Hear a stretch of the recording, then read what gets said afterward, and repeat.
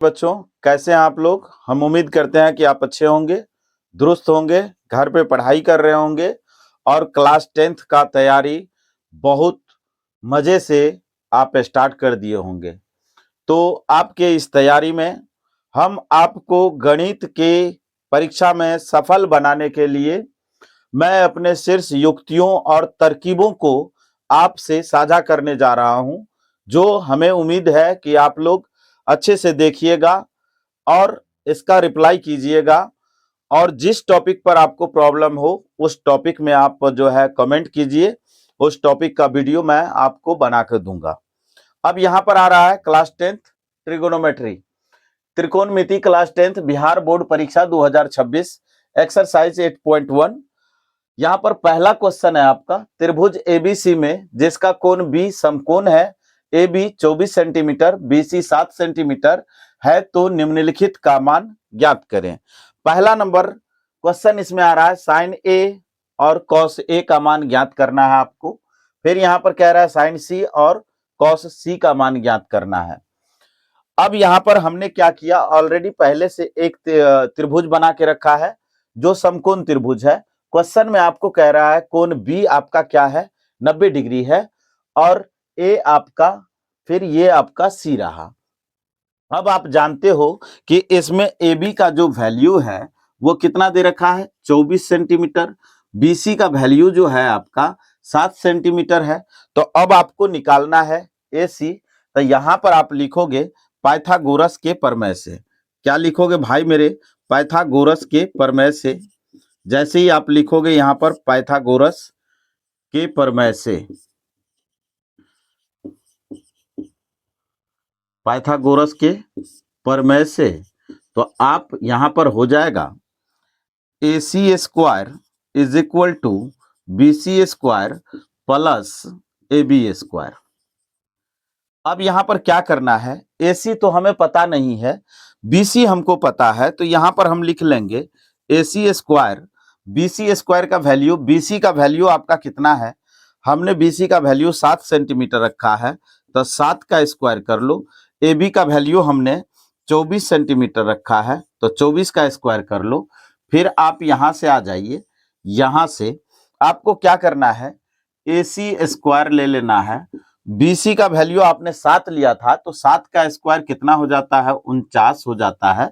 यानी 7 का स्क्वायर मतलब 7 गुने 7 आप करोगे तो 49 हो जाएगा। फिर आप यहाँ पर 24 का स्क्वायर है, तो 24 गुने 24, 24 गुने 24 बराबर कितना हो जाएगा, 576 हो जाएगा। तो आप यहाँ पर ले लो 576। अब इन दोनों को क्या करोगे, ऐड करोगे, यानी जोड़ोगे दोनों को। तो दोनों को जोड़ने पर हमें कितना मिलेगा, 625 मिलेगा। ए सी बराबर आपको कितना निकलेगा, 625। 625 आपने लिख लिया। फिर ए सी बराबर हो जाएगा आपका रूट अंडर 625। जैसे ही 625 करोगे तो ए सी, इसको बाहर निकालोगे।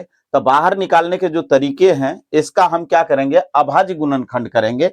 यहां पर ले लिए 625, यहां पर ले लिए 5, तब 5 को हम करेंगे तो 5 ये 125 बार में कट जाएगा। फिर 5 ले लेंगे तो ये आपका हो जाएगा 25। फिर 5 हम ले लेंगे तो ये हो जाएगा 25 25। अब फिर 5 ले लेंगे तो ये हो जाएगा 5 कम 5। अब रूट के अंदर जो रहता है, तो रूट के अंदर आपका नंबर पेयर लगने चाहिए, जोड़ा लगने चाहिए। तो ये जोड़ा हो गया, 1 5 आप लिख लोगे यहां पर। फिर आपका एक जोड़ा ये लगा, तो फिर ये 5 लिख लोगे आप। तो AC का जो वैल्यू निकल के आएगा वो आपका निकल के आएगा 25। कितना हो जाएगा जी, 25 सेंटीमीटर। अब आपको क्या निकालना है, साइन ए का वैल्यू निकालना है और कॉस ए का वैल्यू निकालना है। तो साइन ए बराबर फॉर्मूला क्या होता है आपका, साइन ए बराबर होता है लंब बटा कर्ण। साइन ए बराबर क्या होता है, लंब बटा कर्ण होता है। जैसे ही आप लिखोगे लंब बटा कर्ण, तो अब इसमें आप चेक करो, यहां पर आपने 25 निकाला है। तो साइन ए बराबर क्या होता है आपका, लंब बटा कर्ण होता है। तो साइन ए यानी हम न्यून कोण ए ले रहे हैं, तो ए के सामने वाला जो भुजा होगा वो आपका लंब हो जाएगा। तो ए के सामने वाला भुजा 7 है, और कर्ण जैसा कि हमने इंट्रोडक्शन वाली वीडियो में बताया था कि कर्ण कभी बदलता नहीं है। तो कर्ण कौन होता है भाई? तो 90 डिग्री के जो सामने वाला कोण होता है उसी को हम क्या कहते हैं? कर्ण कहते हैं। तो 90 डिग्री के सामने वाला भुजा क्या है? 25 सेंटीमीटर है। तो ये हो जाएगा आपका 7/25, 7/25 हो जाएगा। फिर आप यहां पर लिखोगे कॉस ए बराबर, क्या लिखोगे? कॉस ए बराबर, तो कॉस ए बराबर होता है आधार बटा कर्ण। जैसे ही आप यहां लिखोगे आधार बटा कर्ण, तो आधार ए के रिस्पेक्ट में ए के वजह से आपने लंब किसको माना है? 7 को। तो लंब के अलावा जो ये तीसरा साइड बच रहा है वो आपका आधार हो जाएगा।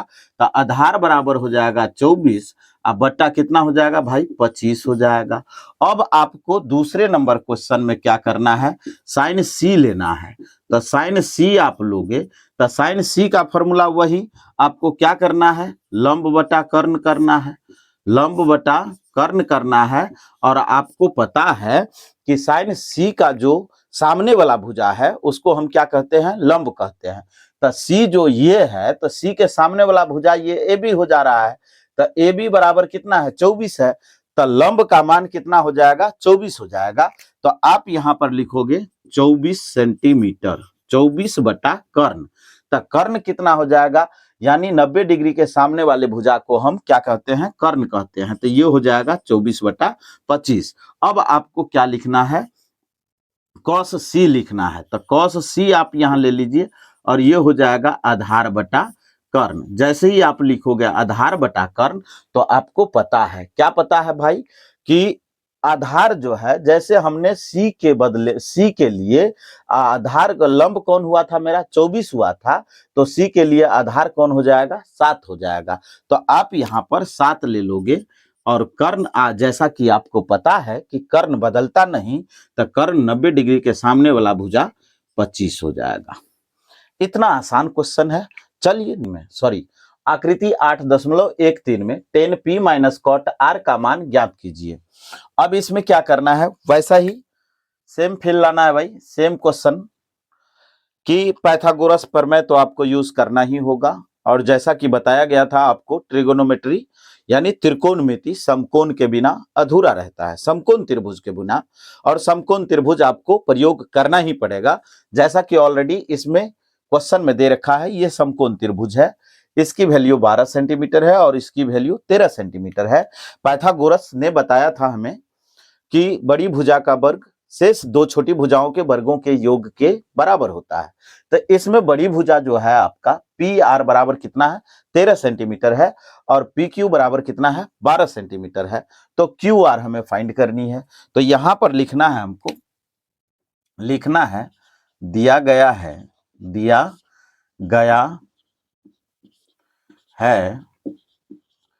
त्रिभुज क्या है भाई? पी क्यू आर है, जिसमें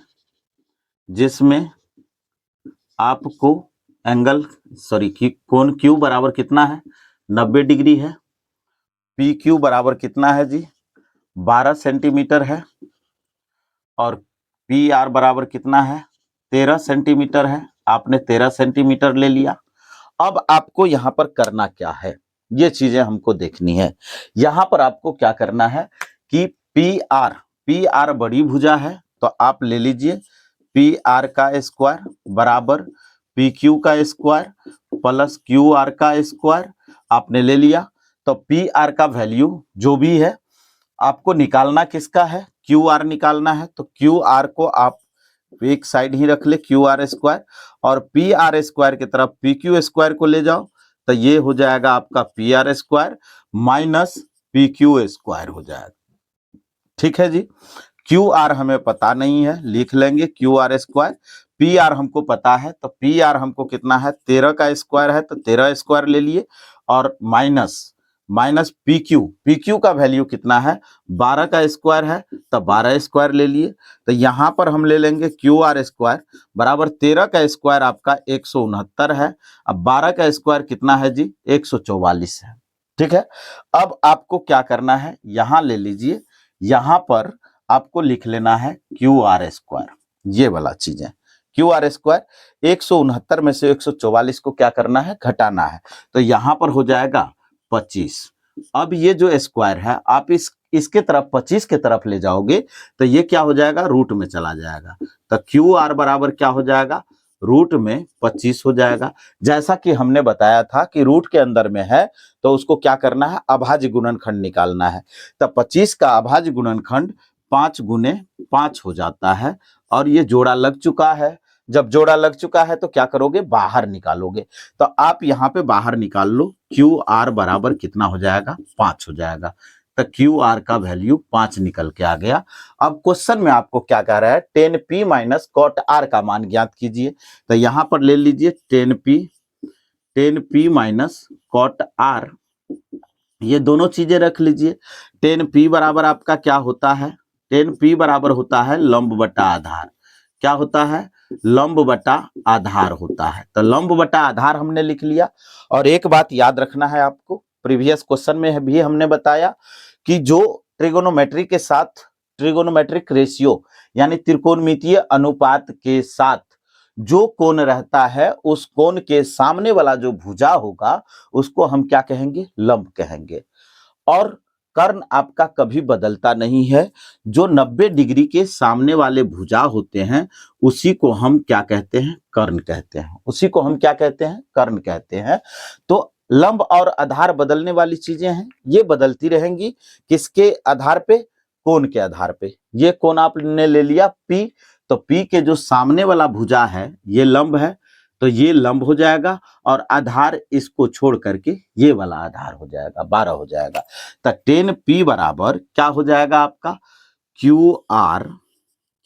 सॉरी 10p बराबर लंब हो जाएगा। तो लंब इसके सामने वाला भुजा QR है, तो आप यहां पर लिख लोगे QR बटे ये आधार आपका PQ हो जाता है, तो PQ हो जाएगा माइनस कॉट R, तो इसके सामने वाला जो भुजा होगा वो आपका क्या हो जाएगा, लंब हो जाएगा, और जो बच गया वो आधार हो जाएगा।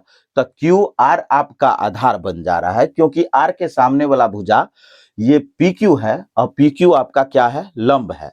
तो ये आपका आधार हो जाएगा, यानी क्यू आर बटे पी क्यू, क्यू आर बटे पी क्यू। अब आपको क्या करना है, क्यू आर का मान लिखना है। तो क्यू आर का मान कितना है जी, 5 बटा, अब पी क्यू के मान कितना है, 12 है, तो 12 लिख लो, माइनस क्यू आर का मान कितना है, तो क्यू आर का मान 5 है, बटे में पी आर का मान, पी क्यू का मान कितना है, 12 है। 5 बटा 12 में से 5 बटा 12 घटाओगे, ये तो सिंपल चीजें है भाई, ये तो आपको पता होने चाहिए। सेम नंबर आ रहा है, बराबर नंबर आ रहा है, तो घटाओगे तो क्या हो जाएगा, 0 हो जाएगा। तो यही आपका आंसर निकलेगा 0। चलिए अब थर्ड नंबर क्वेश्चन देखते हैं। तीसरी नंबर क्वेश्चन क्या आ रहा है, तीसरा नंबर क्वेश्चन आ रहा है, यदि साइन ए बराबर 3/4 है तो कॉस ए और टेन ए का मान परिकलित करें।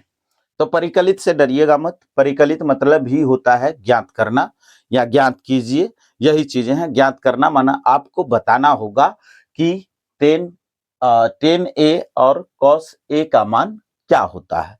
तो ये चीजें बताने के लिए हमें क्या करना पड़ेगा, अब यहां पर आपको करना पड़ेगा जैसा कि दिया गया है। यहां पर आप लिखोगे दिया गया है, तो क्या दिया गया है वही चीजें लिख लेना है। दिया गया है कि साइन ए बराबर क्या है जी, साइन ए बराबर 3/4 है। और आपको पता है साइन ए बराबर फॉर्मूला क्या होता है, जरा बता दो भाई, साइन ए का फॉर्मूला क्या होता है। चलिए देख लीजिए, आपको पता है साइन ए का फॉर्मूला होता है लंब बटा कर्ण। साइन ए का फॉर्मूला क्या होता है जी, लंब बटा कर्ण होता है। तो यहां पर हमने लिख लिया लंब बटा कर्ण। अब यहां से कंपैरिजन करो, इन दोनों में तुलना करो। ऊपर में क्या है, 3 है, ऊपर में क्या है, लंब है। तो लंब का मान आपका कितना आ रहा है जी, लंब का मान आपका 3 आ रहा है।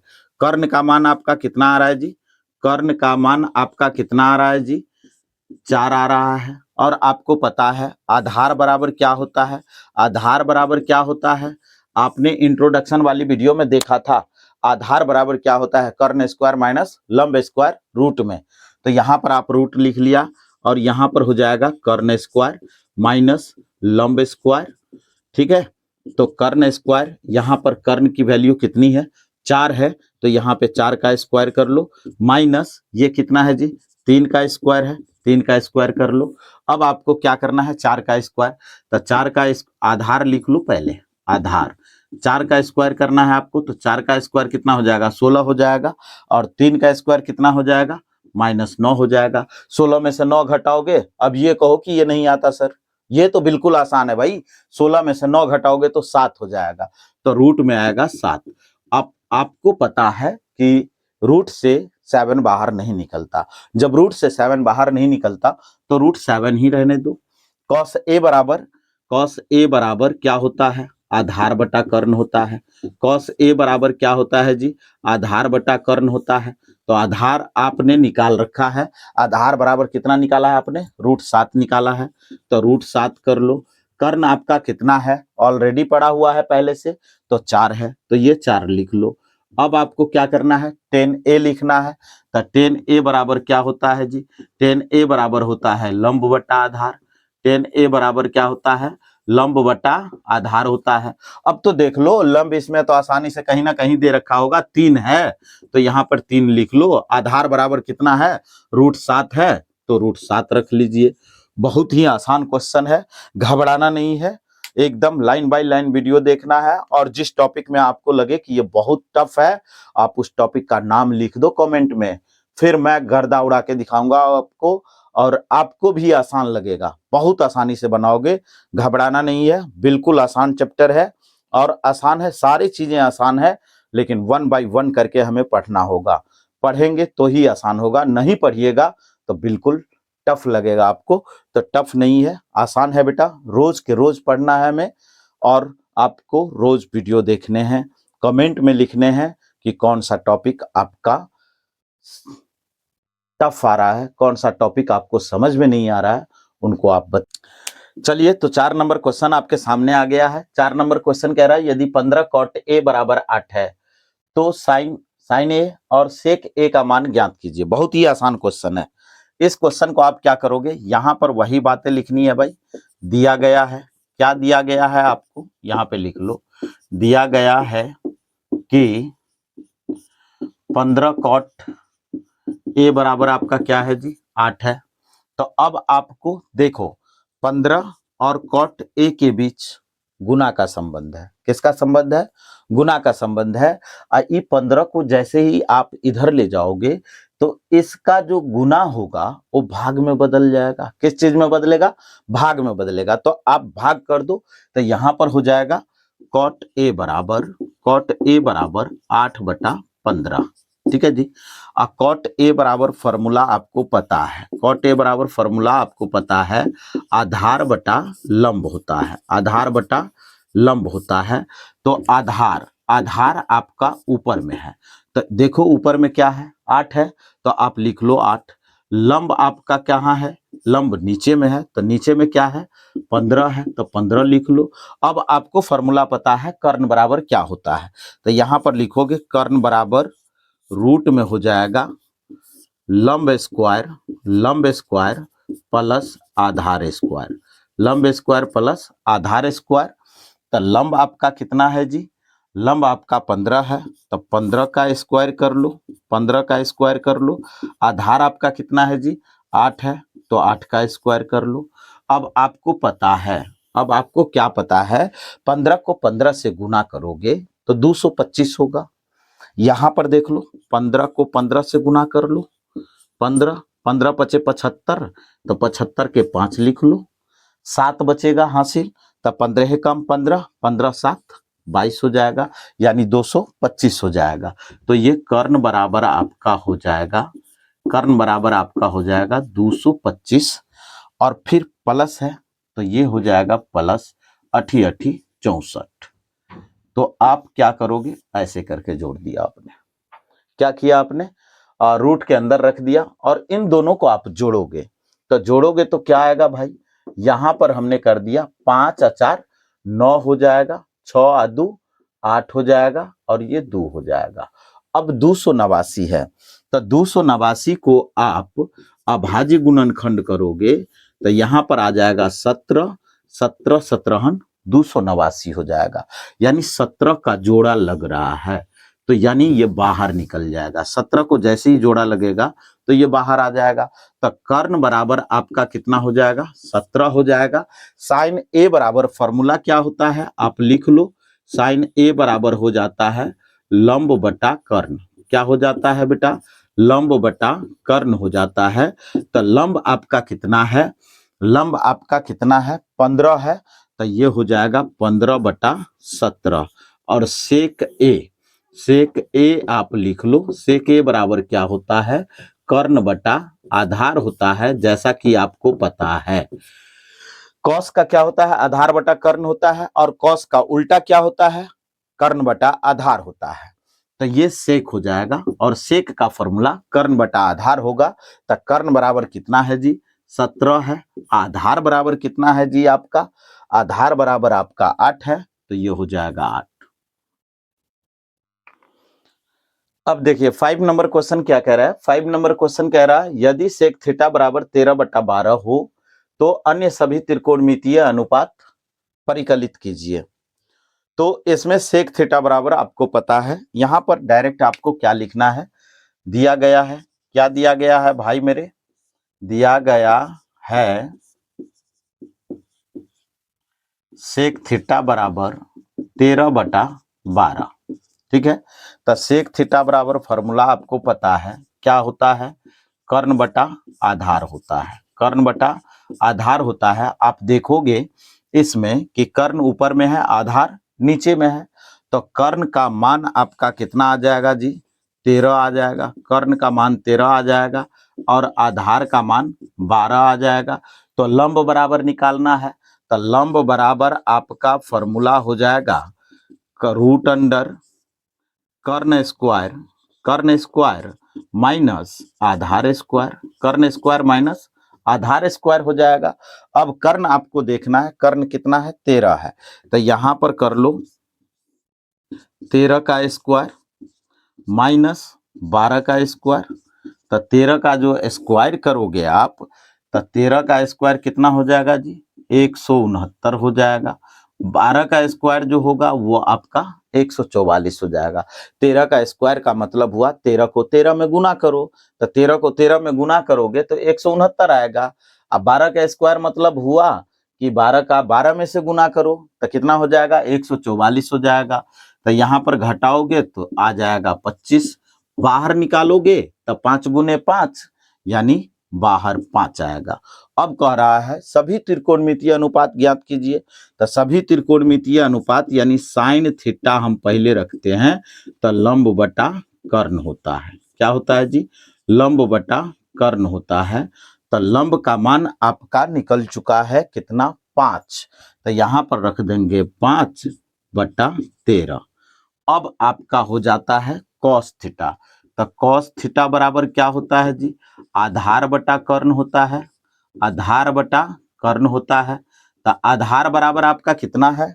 ये आप देख सकते हो। आधार हमने कितना रखा है? 12 रखा है।